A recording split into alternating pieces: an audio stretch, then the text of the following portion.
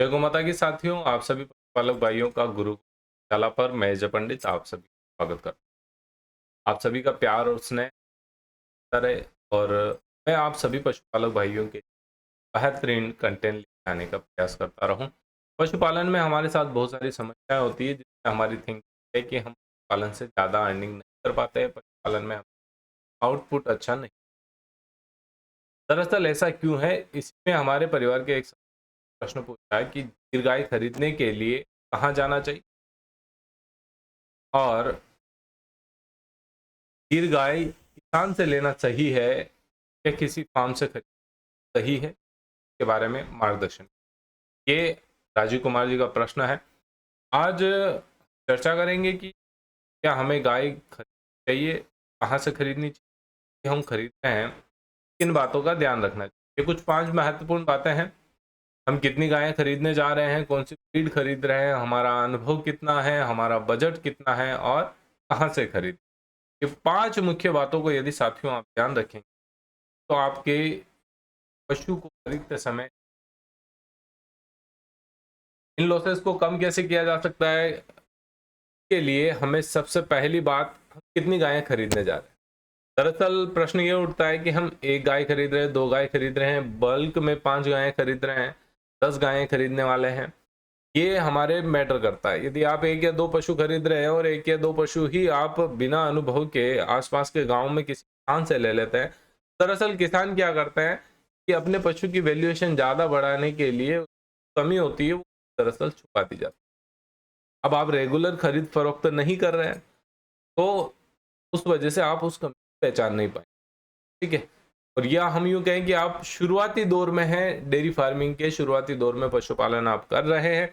उस कंडीशन में भी आप गायों में क्या कमी है, क्या दिक्कत है, गाय की क्या समस्या है, इसके बारे में जानना बहुत मुश्किल हो जाता है। तो इस वजह से मैं आपको सजेस्ट करूंगा कि साथियों आपके आसपास का कोई पशु विक्रेता है जो रेगुलर पशुओं की खरीद फरोख्त करता है, जैसे भैंसे खरीदता है बेचता है, गाय खरीदता है बेचता है, तो उससे ही आपको जो है खरीदना चाहिए ताकि आपको कम से कम लॉसेस हो। दूसरा साथियों, हम बात करेंगे कि आप ब्रीड कौन सी खरीद, आप किस ब्रीड पर फोकस करना चाह रहे हैं। दरअसल ज़्यादातर एचएफ नस्ल खरीदते हैं, जर्सी नस्ल खरीदते हैं, जिससे कि लोगों को ज़्यादा आउटपुट। ठीक है। या फिर आप देसी ब्रीड में जाना चाह रहे हैं।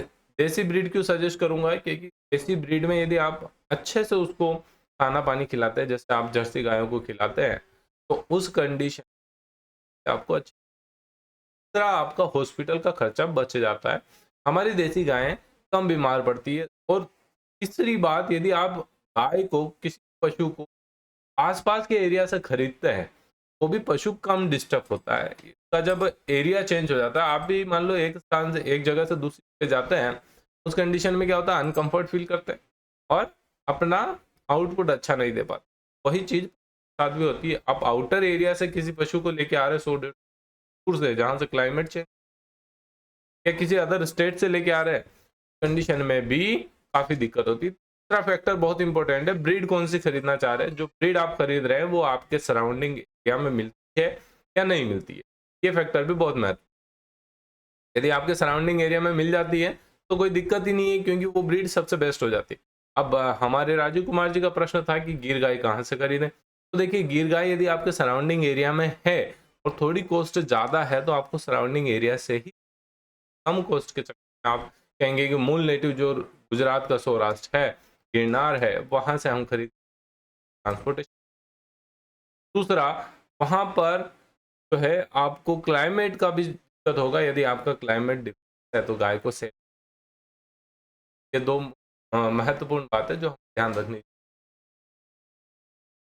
के ऊपर भी। तीसरा पॉइंट जो मैं आपको बता रहा हूँ कि आपका अनुभव कितना है, ये बहुत महत्वपूर्ण हो जाता है। अब अनुभव कैसे आएगा, पढ़ने से या फिर प्रैक्टिकल से। तो महत्वपूर्ण फैक्ट है, जब तक आप प्रैक्टिकल नहीं करेंगे तब तक आपका अनुभव करेक्ट नहीं होगा। हम बात करें कि हम मोटरसाइकिल चलाना सीख रहे हैं, हम जानते हैं कि किक मार के स्टार्ट करना है या सेल्फ मार के स्टार्ट करना है, दबाना है, चलना है, क्लच छोड़ना है, रेस खींचनी, सिंपल सी बात है, कितना सिंपल लगता है चलाना। लेकिन दरअसल जब हम चलाने जाते हैं तो समस्या क्या होती है, बड़ा टफ लगता है।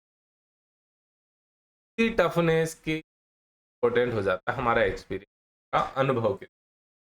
जब हम अनुभव की बात करेंगे ध्यान रखिएगा कि आपका अनुभव ही आपको जो है धोखा आएगा, चाहे आप किसान से ले या किसी फार्म से ले या जो है विक्रेता से ले, केवल पशु खरीद फरोख्त का ही कार्य करता है। तीनों कंडीशन में आप जो है अनुभव को महत्व देंगे, क्योंकि आप पशु विक्रेता से लेते हैं तो एक पशु विक्रेता के बाद आपका एक्सपीरियंस रहा, यदि कंटिन्यू डीलिंग करके आप अपने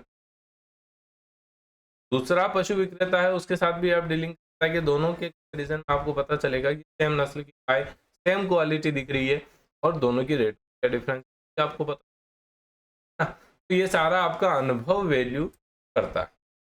होता हमारे पास बजट कितना है भैया, पैसा कितना है के ऊपर हम इन्वेस्ट कर सकते हैं ना। पता चले हमारे पास 1 लाख का बजट है, हम 2 गाय खरीद सकते, गाय खरीद हम गाँव में घूमे और किसानों से ले, गाय में काफ़ी दिक्कत है, ऐसी गाय है, सारी चीज़ें, वो हमारे साथ ऐसी घटनाएं ना घटे के लिए मैं आपको सजेस्ट करूंगा, यदि बजट कम है हमारे पास, टारगेट कम है, कंडीशन में आपको जो है पशु, ताकि वो निरंतर अच्छा वापस सेल करना है। और पशु में दिक्कत हुई तो जो है अच्छी रेट नहीं मिलेगी, वो उस ज़्यादा खरीदता नहीं है। ये महत्वपूर्ण हमारा बजट। ठीक है, इसके बाद हम बात करें कि कहाँ से हम गायें खरीद, एक महत्वपूर्ण, कहाँ से खरीद रहे कहने का मतलब आप आपके सराउंडिंग एरिया से खरीद,